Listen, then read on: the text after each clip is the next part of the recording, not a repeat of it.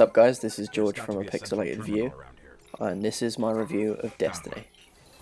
Destiny is easily one of the most hyped games and has been since the beta, but is the hype justified?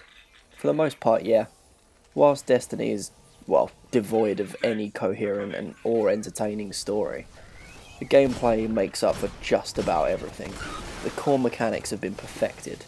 The feel of shooting anything in the head or stomach is more satisfying than any other shooter I've ever played. Unlike Borderlands, each of Destiny's weapons are actually somewhat unique, and you actually enjoy trying them out. Whether Bungie wants to admit it or not, Destiny is an MMO, albeit a lighter version, and much like an MMO, the real game doesn't really even begin until you reach level 20. Level 20 is the soft cap in Destiny.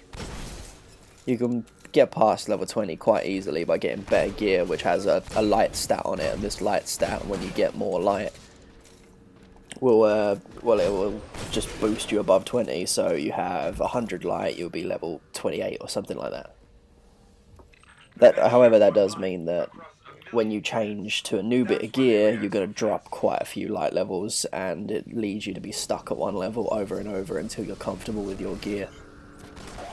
Crucible is Destiny's PvP. It's quite hit and miss. I personally think it's quite good.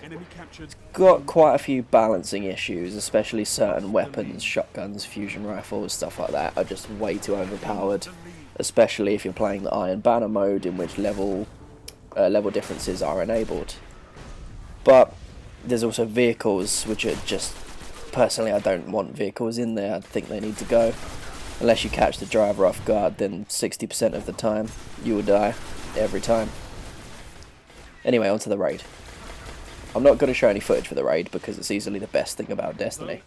And going in blind is largely the best way to do it.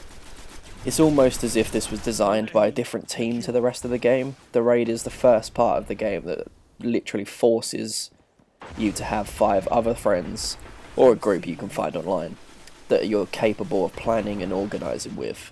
The raid has stealth sections, platforming areas, combat areas that requires you to split up into different groups rather than just shoot at the same target, like those strike missions.